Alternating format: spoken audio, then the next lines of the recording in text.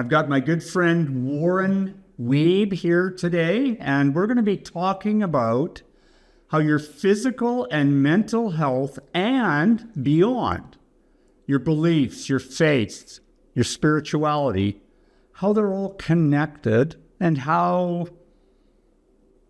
important they all are.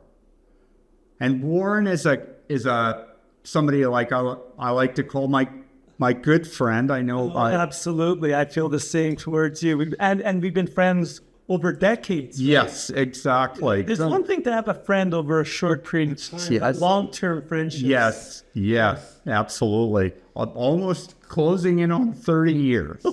Anyway, Warren, tell me how you like to be introduced. I know you've spoken many times in many settings, but I want to know, tell me your favorite introduction, what you want to be known as. Well, titles come and go, and I've never liked my titles. I want people to call me Warren. That's just something important to me. It is said there's nothing sweeter to us than the sound of our name. And I like my name, Warren. Yes. I just always have, and so most of my colleagues and friends call me that. And do you know what the name Warren means? No, I do not. Tell me. Rabbit hole. Rabbit. Yeah. Going into a rabbit hole. Yeah, that's a warren in literature.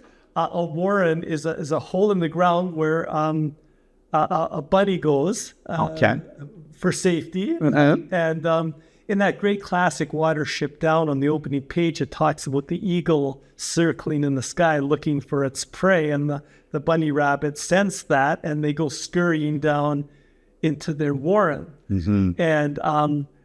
And I like the fact that my name means a safe place, because in my people working business, I want people to know that when they come to me, I'm a safe person and I can offer a safe place for them.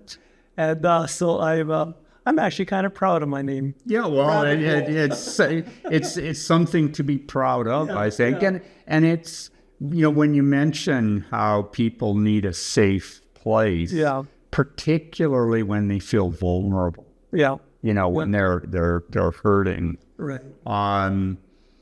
Okay, so tell me how, often people, they're referring now to people as influencers, like, this is how I got into my career. This is how I started. And I look at you and I say, well, Warren's never had a career. He's had a calling. He's had a number of different roles that he's done. Yeah, there's nothing wrong with career. Right? It's a great word. Yes. But calling to me is something that you're meant to do. Right. It's a little transcendent, you might say. And yes. I think you and I share this together, yes. Chris, because you're in that people helping business. Yes. And it's like we were made to serve. We're called to serve. I can humbly say I think we're good at it because we know who we are. We know what we've been called to do, and we get great joy and satisfaction. Absolutely. Out of it. So I appreciate that. I think we do have a calling, and so my calling has been in parish work. Okay. But my calling has also been in chaplaincy. Okay. But mostly in hospitals. Wow. I've spent a good deal of time in intensive care units and oncology wards doing chaplaincy. Yeah. And my favorite, neonatal intensive care. Wow. Providing the truly vulnerable. Well, and to their parents, right? Oh my, yes. To their parents. And so, yeah. This has been my life, people helping in these places. And I should tell you one more thing I'm passionate about, and that is Ukraine. Okay. There was a time before COVID and the war where I would go almost every summer.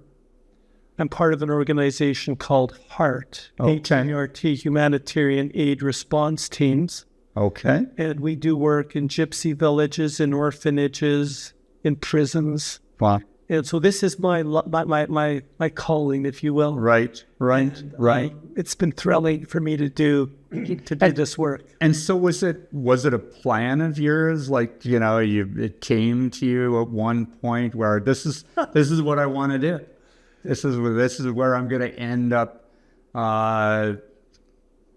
with the money that the work that you do, with the career, the calling.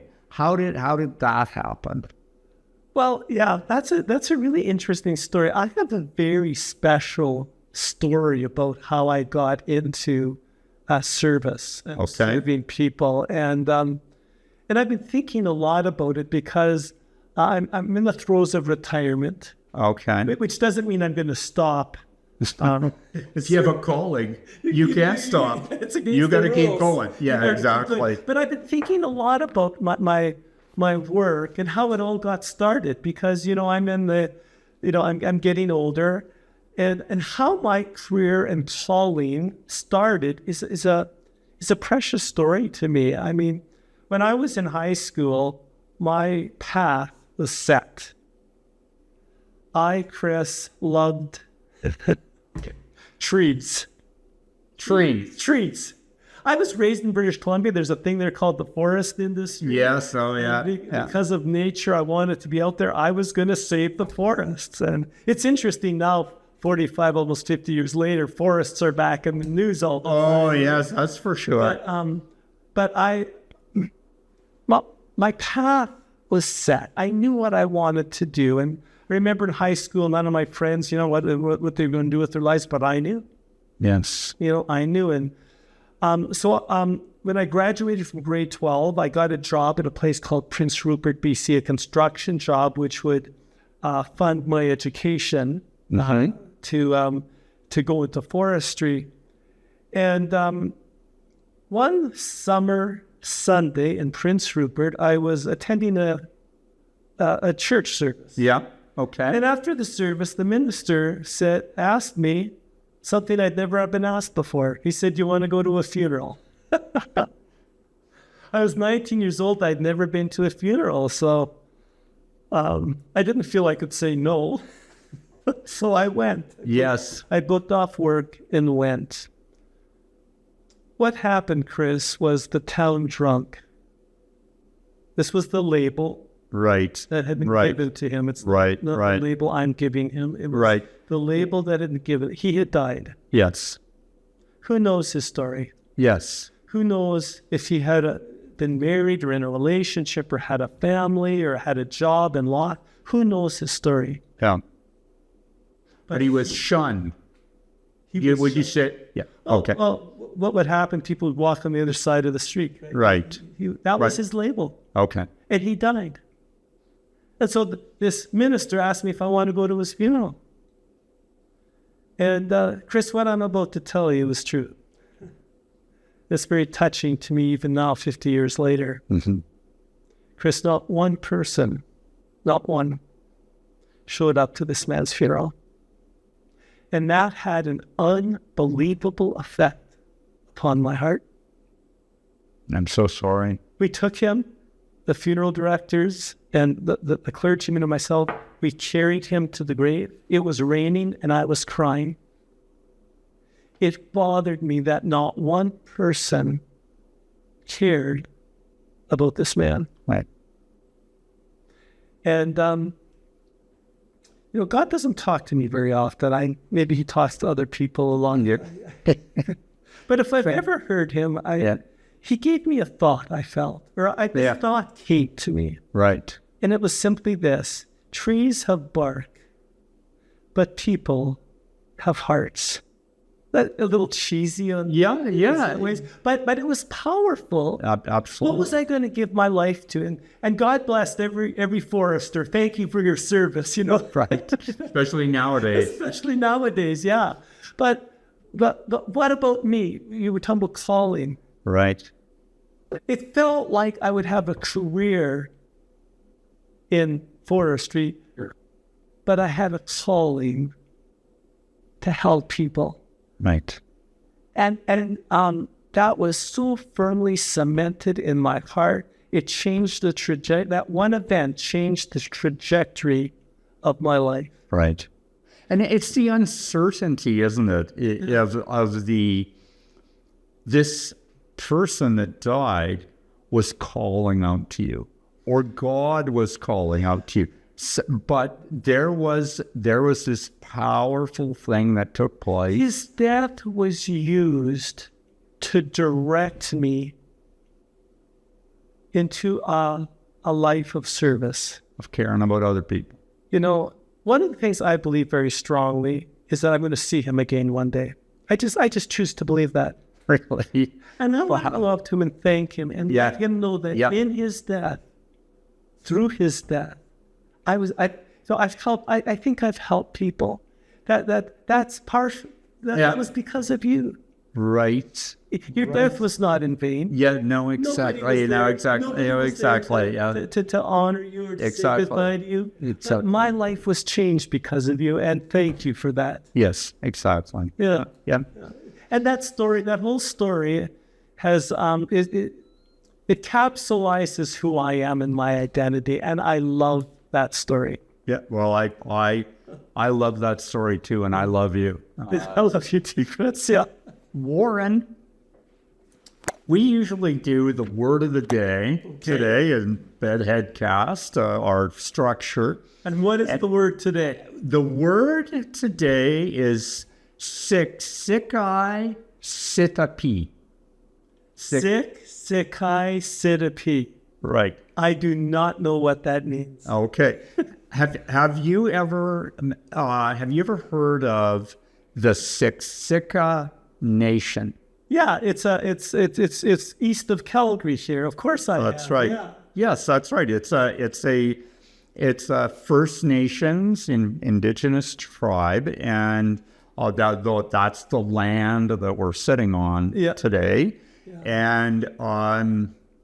And when I think about spirituality, the origins go way back, faith, beliefs, and one of my pet theories is that there is all these mental health problems, serious problems, because we're not connected. And is that what that word means? The First Nations people, their societies are built on relatedness. Everything, everyone is related. So it's the people, the plants, the animals, everything. And, connectedness is the opposite of isolation. Yeah, the only thing I would say about that, Chris, is if there's been an area of growth in my life recently, it's been an appreciation for our First Nations people. Right. And what they have to teach us and what they have to teach me about connectedness, about being at peace with yourself. It always seems to me that, and I understand that there are great challenges in that community. But many of the people I've been in a relationship with who are Indigenous people, I have loved them, and they seem to be at peace with me. Right. At peace with their world. Right. And I need that, and that community has enriched my life. Yeah. Well, as I'm listening, I'm thinking throughout my career, I have had the opportunity to work with people of First Nations people, and they have something that I think the rest of us are sometimes trying to catch up to. The other thing I would say is we can say patronizing things. Yeah. About But the best thing is if you have a friend, if you can make a friend with an Indigenous person, right, that enriches your life. And I think I claim that I can have. Yeah. And these are precious friendships to me. And I just feel like sitting at their feet and learning from them. Yes, I feel the same way. And I think there's thankfully in medicine, and certainly, hopefully in my division of psychiatry, mental health, that there is a far a greater appreciation of making the connections and learning, not teaching. We all have something to contribute, but I think the position of, I've never felt in charge. Warren, let's get into, you mentioned retiring. Yeah. And you told me about a journey that you've been on. Yes, And I am definitely envious. I want to know about what you've learned while on your journey, and if you can tell our listeners. It's called the Camino. It's an ancient path across northern Spain that people of faith and tourists have been taking for like 1,200 years. Wow. I was always aware of the fact when I was taking each step that people have been taking this path for 1,200 years. Wow. And what it is, the word Camino means way, the way. Mm-hmm. And it's an opportunity for you to think about your life, because I'm in the because I'm going to be retiring. Right. And I wanted to think about the rest of my life. What a good journey to be on. And it was a 5-week journey. I walked 870 kilometers. Not bad for an old man. Not bad. How'd it go? But we've all been on a retreat for a weekend or a few days. I needed a prolonged period of time to think about my life without distraction. People have often said to me, well, why didn't you go for a walk in Banff or Jasper or something? Yes. Yeah. I needed to go far away to be alone with myself and to figure out the rest of my life and to think about my life. And this offered to me, Chris, the perfect opportunity. If I've had one fault in my life, it's been simply that I've lived an unexamined life. Really? Yeah. I've always been more concerned, and I think this is a problem in people helping. You're so concerned about other people, not so concerned about right. the pain of other people. Yes. So what if I have pain that I'm suppressing because I'm a people helper? Right. Exactly. Or you've got to be strong. Yeah. Or I've been concerned about the sins of other people. But what about me? Right. And so I needed a prolonged period of time to think about my life. To think about my life and to think, well, what am I going to do next? Because I didn't want to stop. To me, retirement is not just stopping. It's a new start. It's a new chapter. And service and people helping will still be a part of that. Yes. But I don't want to do it as a professional. Right. I understand. It's a calling. Yes, exactly. And many of your listeners, I think, have that same. Yes. It's a calling. Exactly. And so but maybe in retirement, I actually would like the term refirement. Okay. But maybe you could do it. Maybe less is more. Maybe you can do it more thoughtfully, or take extra time with people in mentoring. And because one of the things we have to do is we have to reproduce ourselves in other people. Right. Because right. Who's going to carry the torch when we're gone? So I wanted to think about that. Yeah. No. And something that you had mentioned to me recently is. And I didn't know, every word has, I guess, a meaning. You hear pilgrims, pilgrimage, and I didn't understand. Well, what exactly does that mean? Yeah, it's an antiquated word, and but still. But when you're a tourist, you're focused on what's around you. Okay. Right, a tourist, you'll take pictures. And absolutely, we're all familiar, right? But to me, a pilgrimage is you're walking, but you're focusing on what's inside of you, not what's around you, but what's inside of you. Wow. Yeah. We rarely do that. The importance of living, and like I'm repeating myself, a self-examined life. Right. What's going on in my heart?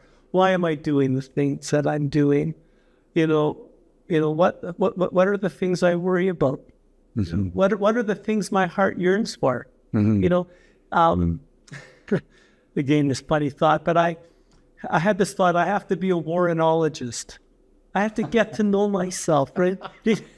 Chrisology there. Yeah, that okay. would be a great study. There, we want to avoid that. Chrisology. But yeah, and so that's what the Camino was all about. Okay. It was a chance for me to see myself in a way that I'd never seen myself before. Would you be willing to, we have this life that needs to be examined. Yeah. And, that's a large part of my business and your business. Mm-hmm. But when you were on this lengthy trek, pilgrimage, was there a lesson that came up that surprised you? Tell me. I went to think about my future. But what happened was I would meet people along the way. Just let me take a moment, Chris. I met a woman who had just gone through a divorce.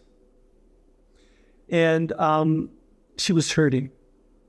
I met another man who had just lost his 33-year-old son. He was working at his computer one day and just died. He was processing the loss of his son.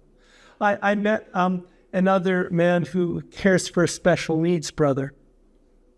And he was just exhausted. And so everybody along the way, and so I'd have conversations with people about their life and about my life. Really? And here's what I did. I went to try to figure out my future, but I was so locked in the moment, in the present. And again, I had a thought. Yeah. And it was this, that my future is the present.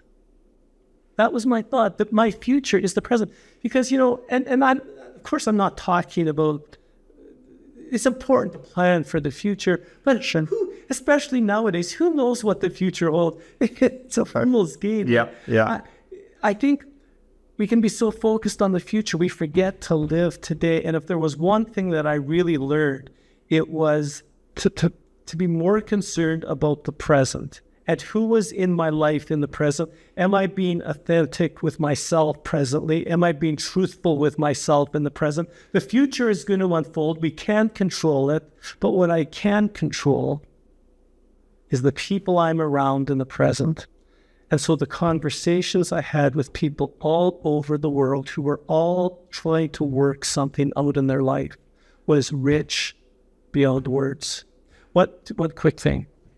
Everybody's supposed to bring a little rock from Canada or from Mexico or from Germany, wherever you're from. You're supposed to bring a little rock. Uh-huh.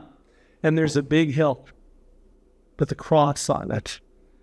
And everybody takes a turn, and you take your rock that you brought from wherever I brought my little rock from Canada, and I laid it on top of the hill. And it's called laying down your burden. Wow. That was extremely powerful. Because I've had a burden that I've been carrying around with me. I was 68 years old, over 50 years, a burden.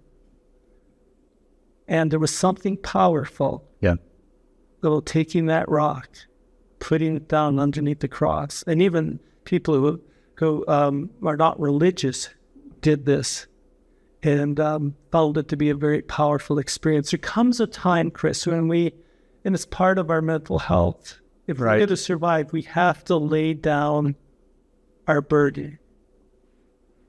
And the person who'd been telling people for 40 years, you have to lay down your burden. Well, blindly, I had to do that. And that's how it feels. It's a powerful story. Yeah, that was the Camino. You should go on the Camino. Absolutely. It just sounds so liberating. Yeah, it is. Yeah. And there's something about walking too. You're homeless. I was homeless for 5 weeks. All I had was a 15-pound pack. I wasn't sure where I would end up. Right. But I was walking on this ancient trail, Right.